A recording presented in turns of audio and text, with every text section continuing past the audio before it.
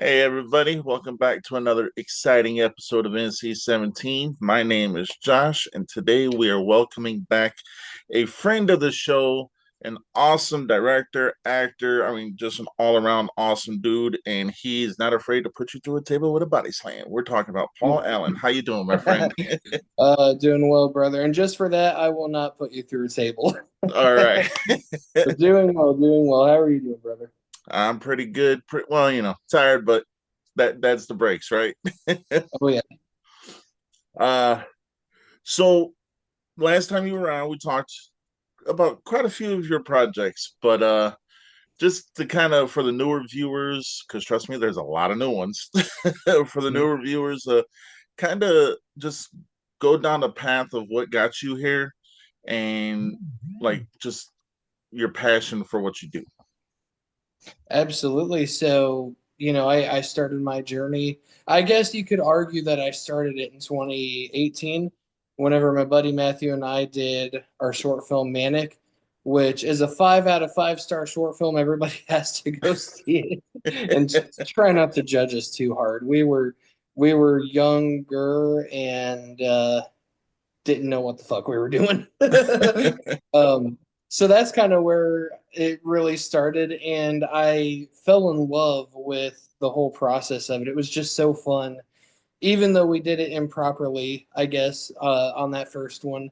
Like whenever I started to see how it was done, especially like getting into 2022, 2023, whenever we were working on the first harvest, it was just like I cannot imagine myself doing anything else. It's a huge blessing. And the fact that the fact that I'm still doing film even after, being in it for a few years now, the fact that I'm getting to work with some of the people I'm getting to work with, like it just never ceases to amaze me. I live a life far more blessed than I deserve. uh, so last time we talked about the first harvest, but now there's a different version of the first harvest coming up, the Yeah. director's cut. How excited of that? How excited for that are you? Oh man, I want to preface it by saying I love the first harvest as it is. I think the way it was cut together is good. I think it's a good throwback to like the old 80s slashers that you would get from a DVD or a VHS store. I'm proud of it for what it is. But there were things that we shot that didn't make the final cut. There were bloopers that, not that many people have seen. And so I thought like as a way to like really jumpstart Paul Allen Studios, why not do a director's cut where we include the deleted scenes, where we have a featurette of the bloopers? And believe me, there's a few. um, so that's really all the director's cut is. Includes the cut of the film that you can view on like CubeStream and on my YouTube channel. But then at the end, we throw on a blooper reel as well as both of the deleted scenes. Um, which the deleted scenes, not to overly spoil, um, but one of the deleted scenes, which was temporarily up on YouTube, was the harvester talking to the trapper character, who's the other masked killer that you see temporarily in the first harvest. You see us having a full conversation. And the reason that that didn't make the final cut was because we didn't actually finish filming the scene. Um, there was part of the scene, and I don't mind spoiling this, but there was part of the scene that was scheduled to be filmed that same day where it's after Jay has kidnapped his sister Jenny, right? And so the scene is supposed to be them talking and then dragging her unconscious body out of a vehicle and into like the cult compound, right? Um, but the day that we were filming that, unfortunately, Alyssa got sick, and then we just were not able to reschedule the rest of that scene by the time that we wanted to wrap. Um, which is totally fine. Like, it wasn't necessarily needed for the movie. It was just something that I thought would be cool to be included. And obviously, sickness happens. We don't want people on set if they're sick, right? Right. Um, but I figured I'd go ahead and throw that on there, just so that people can see it because it is what we did shoot was a cool little scene. The other is a scene between a very bloody harvester, his therapist Jolie, and the other therapist Talia, and that's all I'm going to say on that. All right. But yeah, that's what the director's cut is. I ordered the first batch. However, I will say to anybody who buys the first batch, I fucked up. There's supposed to be a QR code on the inside, and I forgot to put the QR code on before I ordered. So I guess that'll be like a limited edition, and I will, of course, email everybody the QR code who gets one of these first DVDs. That way, they can still get the surprise. Yeah. Uh, so I want to talk about something else real quick that you were gracious enough to give me a sneak peek of. Hmm. This next film we're going to talk about, I'm going to flat out tell you what the rating is. It's a Okay. 10 out of 10. I mean, everything in this film was hit to a point to where it was like, you got the emotion, you got the chills, you got the fright. I mean, you got everything. But what really Hmm. made it a 10 out of 10 was all the dialogue. Yeah. And it's a very rare occurrence for me to just 10 out of 10. You know what I'm saying? But Hmm. of course, we're talking about Tonight the World Dies. Uh, you Yeah. play you play a character named John, and Hmm. we won't go into too many details because we do want to keep the surprises and especially that twist at the end. We want to keep all that, secret. But I will say that out of all the characters I've seen you play, this is probably the most emotional character you have played. Oh yeah. And Caitlin Skinner, awesome. And Casey, I'm gonna tell you, the chemistry between you and her, phenomenal. Oh yeah. Yeah. Casey has very quickly become one of my favorite people to work with. I mean, she is unbelievably talented and um, it is just absolutely so incredible to have on set.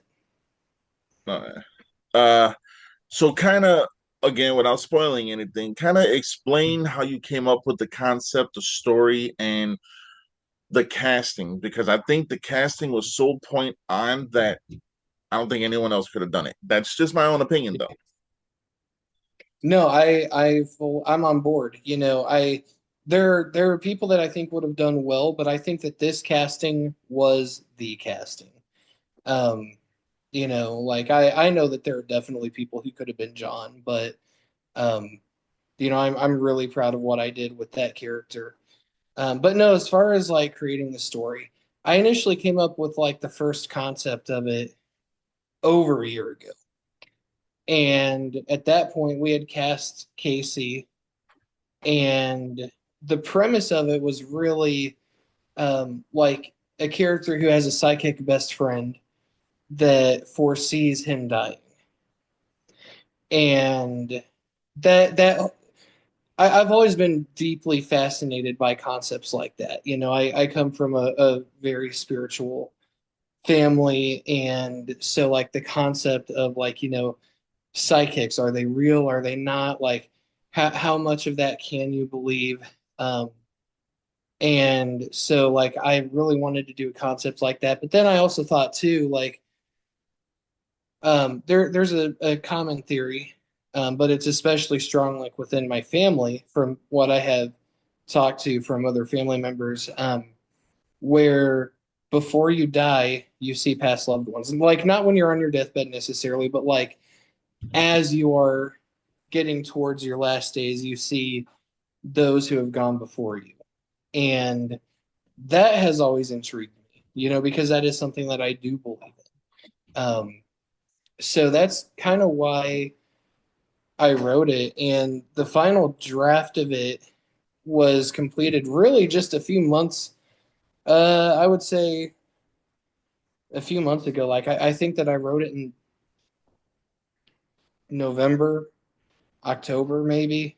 Um, but yeah, so the story it really transcended into like we kept the psychic best friend idea active and like at the forefront. But I wanted to add a little bit more emotional weight to it, um, where we explored the childhood aspect a little bit more.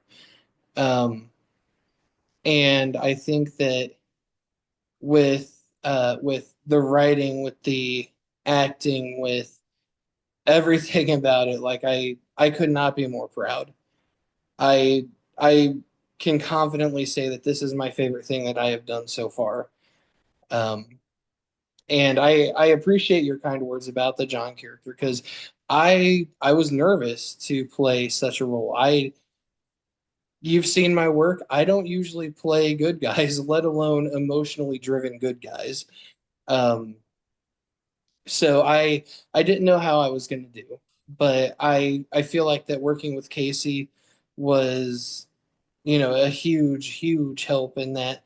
But even beyond that, like working with Caitlin, which it's funny because Caitlin and I have never been in an on-screen role together where I wasn't trying to kill her. That's um, true. so, so this was a fun change of pace. Um, and I'm gonna tell you right now, like without spoiling the last scene, like that was not fake emotion. That was not me acting.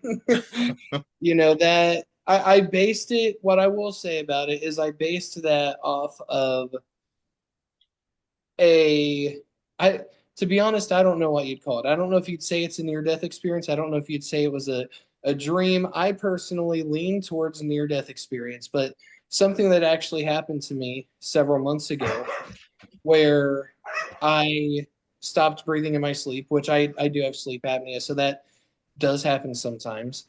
Um, but I remember like in that moment, like looking to my doorway, my bedroom doorway, and seeing my mother there, and I translated that to the scene, and Caitlin like eh, no disrespect towards any other actresses who could have been in the role. No one else could have done that role but Caitlin. Oh yeah. And I am so grateful to her, not just for playing such a role, but for directing it, for letting her son audition and be in it as well.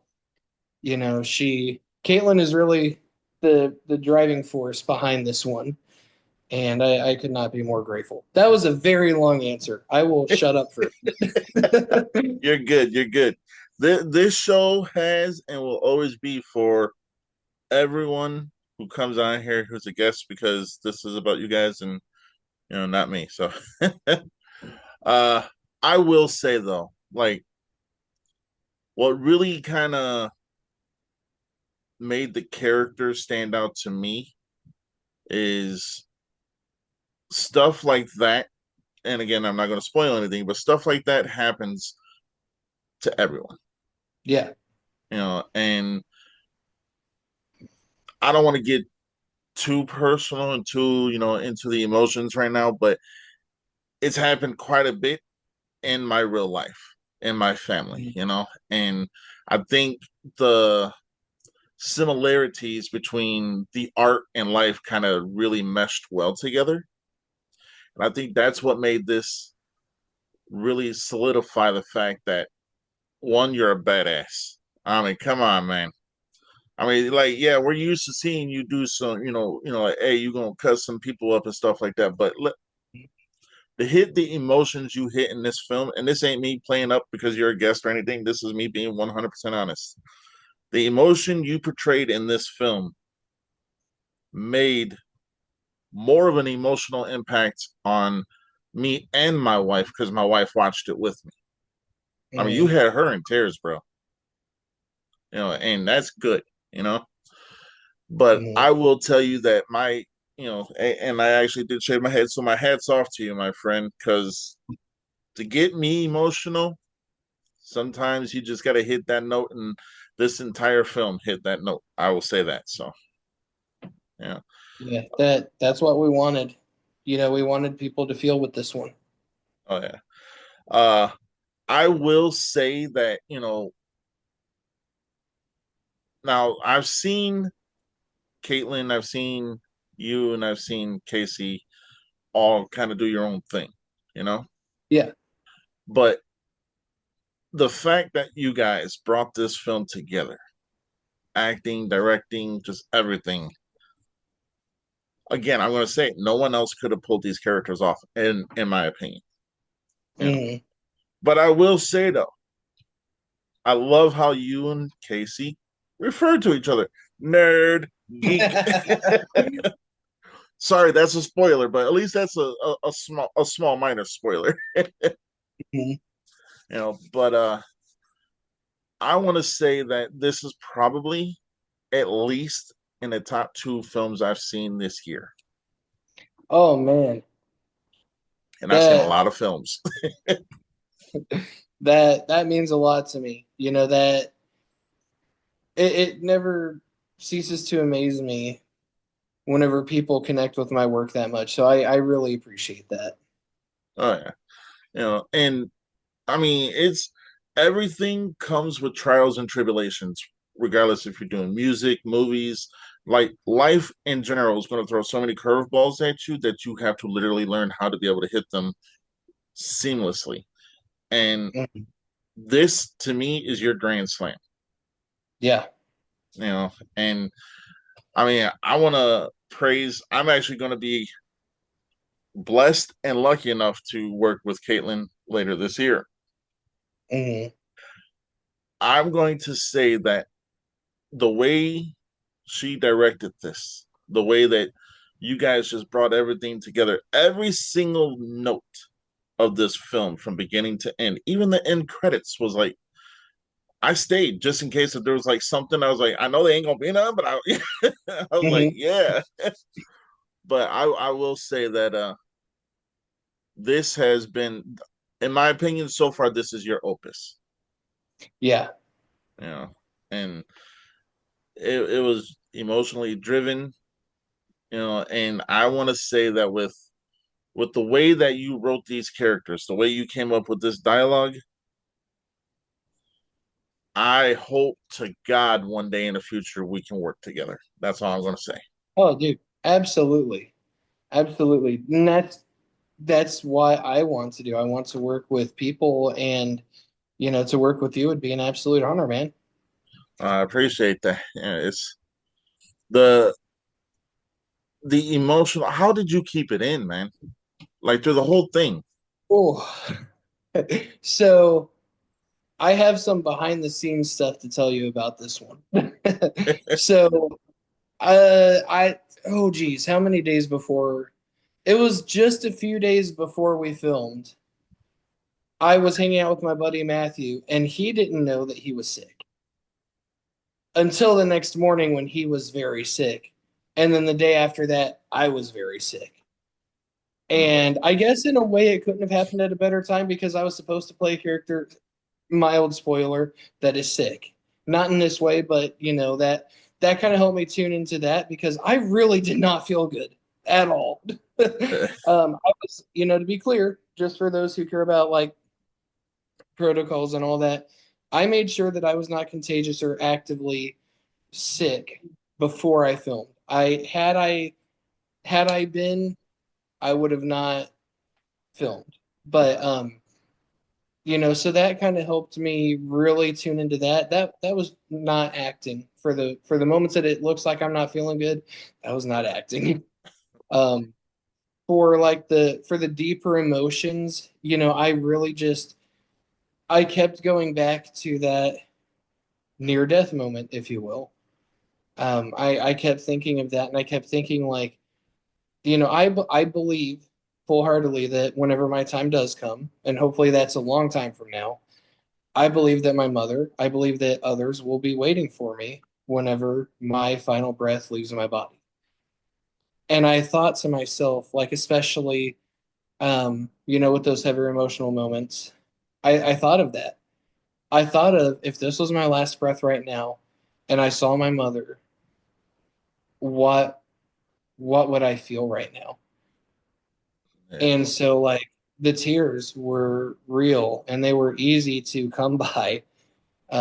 Even just thinking about it now is making me kind of want to tear up.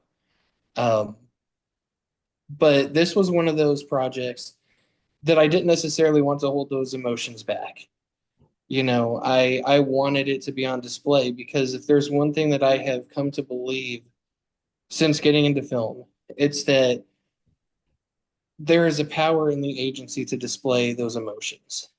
And, obviously there's some roles where you aren't necessarily supposed to be as emotional, but like with roles like this, let it out, And for that reason, I made kind of a deal with myself that whatever emotion I felt, I was going to let come out. And I'm not a method actor by any means, but I did try to stay in character as much as I could, even between takes. Because for me, like I'm one of those guys that like if I get out of the moment, like where I'm crying, it's harder to get back into it the second time. For me at least. I'm still learning that aspect of acting. Um, but yeah, again, another long answer, but It's all good. Uh, so you say you came up with the concept over a year ago, yeah, and before you wrote anything, you had a cast in mind. yeah. So actually, did you cast it before you even wrote it down, or We had a draft done back back whenever we or back whenever I'd come up with the idea. And so based off of that draft, we did the casting, which whenever I rewrote it, like I kept the same cast in mind, but it is a mostly different story. There's still like some aspects that carried over. But yeah, so that's kind of how that happened. uh, and again, without spoiling anything, I think this could potentially go on. Just in different ways.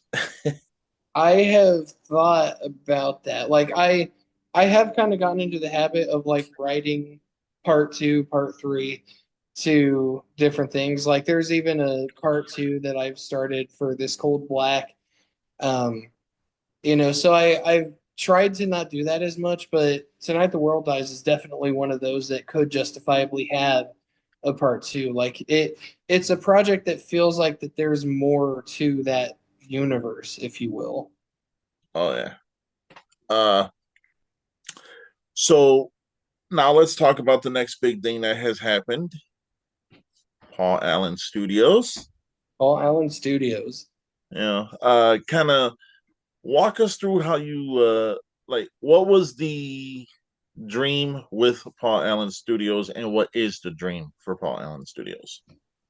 Yeah, so I was thinking one day how, people who want to get into film, the two biggest places to go to try to get into film to have a successful career, LA and New York. However, not everybody can make that leap. It's a financially unstable decision to make. Now, granted, it can pay off, but there's not as many bigger opportunities in the Midwest as there are in New York, Chicago, which I guess Chicago's technically Midwest. But LA, like those opportunities, and they're not to get into like union talk or whatnot, but like those projects are a lot harder to get into, especially if you're non-union. And so like for me, Paul Allen Studios is a way for me to be able to build not just my own work, and for people who know me, like I've never done anything to elevate myself. I want to elevate others, the people that work with me. And at this point, with Paul Allen Studios, even people that I may not meet, I want to eventually build to where I'm investing in movies, in shows, in short films. That's my ultimate vision is I want this to be an actual like studio where people can come, they can pitch, they can, I can invest in their work. Of course, make my own work still. Um, but that's the ultimate goal with it is just to continue to elevate people. And, Lord willing and the creeks don't rise, maybe bring in some of those people from New York, from LA, because I think that there is a booming scene here. And there certainly is a lot of potential in the Midwest for film. There are so many incredible filmmakers. You've got Acrostar Films in Illinois. You've got Twin Fields Media in Kentucky. I would like to say you've got Paul Allen Films in Indiana, and there's so many other wonderful filmmakers in Indiana, some of whom you've already even interviewed. Like I just want this to be something that ultimately benefits everybody who works in the Midwest. Oh yeah. Uh, so would this be a fair assessment? So when you were younger, you've always loved film. I mean, that's what we get into it for because we've always loved film. Mhm. The passion grew as you got older, and what began as maybe just like a little bit of a I want to do this one day to now you owning your own studio, bro. I mean, Yeah, how many people can say they've done that? I don't know, man. It's crazy because like if you would have asked me 3 years ago, whenever I first started the first harvest, do you think that you're gonna open a studio? Fuck no. Now, let me ask you a crazier question. If you asked me that whenever Matthew and I were doing Manic Part 1, hey, do you think you're going to open a studio one day? You're funny. Here, let me send you the address to the nearest comedy club. You know what I mean? Oh yeah. uh, it's mind blowing that this is where I'm at in my life right now, and you know, I have to give credit where it's due. I've surrounded myself with people who have, you know, elevated me, who have been in my corner, who have built me up. And without those people, this wouldn't be a thing right now. I probably would have even stopped at the first harvest. I didn't know how far it was going to go beyond that. Sister Sullivan, of course, that was what I pitched to everybody was I wanted to do at least two movies. But beyond that, like I didn't have a lot of aspiration. And that, like I said, credit to where it's due, the people I've surrounded myself with. Uh, well, you speak about like you say you want to elevate everybody and Mhm. around you and stuff like that. This might come off a little bit philosophical, and I don't use big words because I don't like them. But I want to say the way you elevate yourself is elevating others because it's vice versa. Because when you elevate them, they elevate you because they're attached to you, you know. But I think what elevates you personally, and again, this is, I mean, not because you're on the show or anything, this is me being honest. What elevates you is your passion and your love for the entertainment world, but also your passion and love for your fellow actors and actresses and directors. Because at the end of the day, yeah, I mean, you got Hollywood, and you got all these other big conglomerate companies that are like, you know what, we're going to give you X amount of dollars, film this, go home. That's not. what independent film does. You Yeah. know, and right now, I think you're on a cusp of something of greatness. And I, for one, rather be watching your films, talking to you, maybe even working with you one day. I, for one, am along for the ride, and for as long as you're putting out entertainment, I'm watching entertainment, and that's my God's honest truth to you, my friend. You know, I appreciate that a lot. Like that's what I want is really, for people to, it boils down to a simple equation, entertainment. I want people to be entertained. There, there's one thing that I can safely say about every single person that I talk to, that I meet, even people I have never met, everybody goes through shit. And what is one thing that everybody does that can combat that, that can combat that darkness? Consume media, whether it's music, whether it's film. Um, you know, I, I hope that through this venture, through Paul Allen Studios, through my music, through every creative venture that I do, that's my number one goal. I want to give people some kind of reprieve from whatever darkness they may be facing. oh yeah, yeah. I want to say without a shadow of a doubt. Now, you may not know this, but I have talked to a couple other people who, are in the entertainment world that have seen your stuff, and we all share the same mind thought, and that is you're phenomenal at what you do, my friend. You know, and these people have asked if I can keep them anonymous because they don't, so I will Uh, do that. But my wife did want me to tell you mm, that she's along for the ride. She doesn't watch horror, but the fact that she watched Tonight the World Dies, she mm, went back and we watched the first harvest. mm, And she was like, a different kind of emotion, but yet still emotional. And I think what really drives it home is everything about your films has something to do with family. yeah.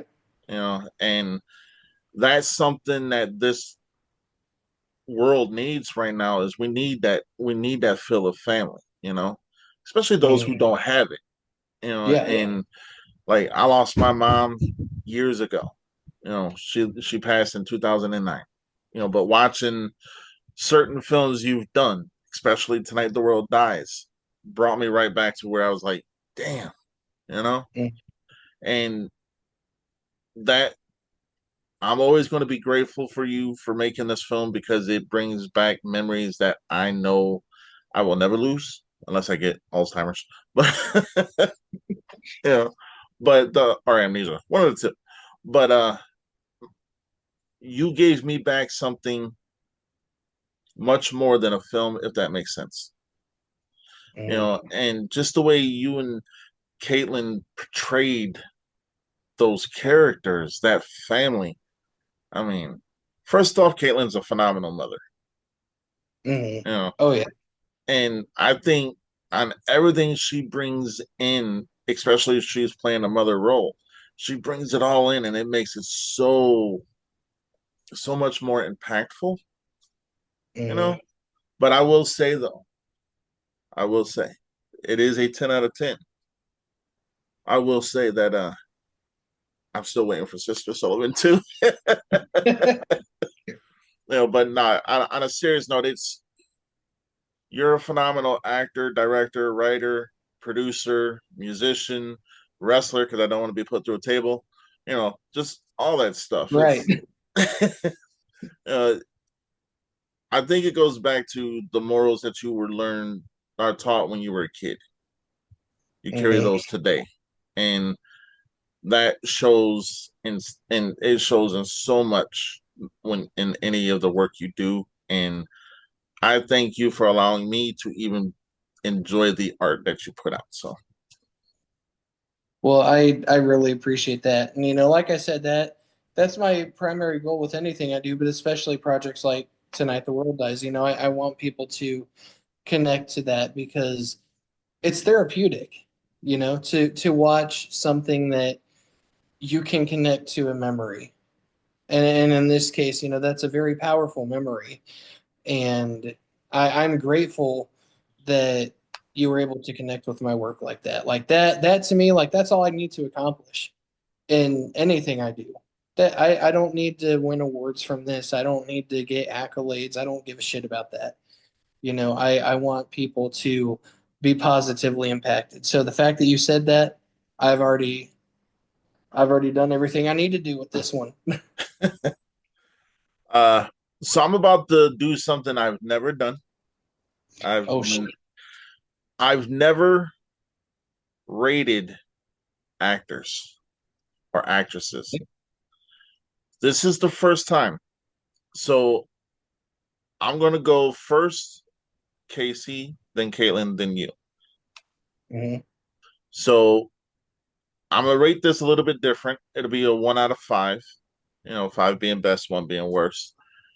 I'm Mhm. gonna say that Casey nailed what she needed to nail, and the fact that even what she did made me emotional. She gets a 5. Yeah. Caitlin, I'm not even gonna drag it out. She gets a 5. Yeah. Yeah, but you get multiple 5s for directing, writing, acting. Pretty much what you do, bro. To me, you're an all-star. And I know people are gonna watch this and say, "Oh, he's just playing up to him." No, God's honest truth. My right hand to God on everything I love. You haven't done anything that has not been good. Everything has been at least a 9 or higher, and that's a God's honest truth. And for that, like I said, you're an all-star, bro. Man, you're gonna make me tear up over here. That really does mean a lot to me. Um part of why I want to elevate others so much is because I have my own struggles, and to hear that like that genuinely does mean a lot to me. So thank you for that. Oh, you're most welcome. You know, I've actually had the privilege and the honor to interview you, Casey, and Caitlin. Caitlin a couple times, you a couple times, Casey once. I hope to have her on again and hope to be able to work with her in the future too. Mm, I think also outside of the characters, you guys mesh together because you guys are all kind of similar in opposite ways, if that makes sense. yeah. And I know a lot of people are gonna be like similar in opposite ways. And what I mean by that is like you're definitely from different backgrounds, but you all Hmm. share a common goal and a common passion and love for this business. Hmm. And it shows in spades, my friend. It shows in spades. So yeah. But we are ending the end of the show. We are nearing the end of the show. God, I'm tired. We are nearing the end of the show. I'm going to give you time to plug your socials, plug your movies where they can watch them, plug anything you want to plug. And if there's anything you want to say to anybody, feel free. The floor is yours for the next couple minutes. Absolutely. I'm so blessed to be living this life. I would have to shout out the people that I have surrounded myself with.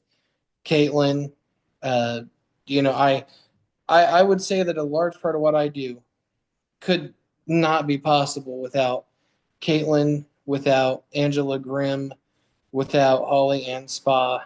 You know, I'm incredibly blessed to have them in my corner.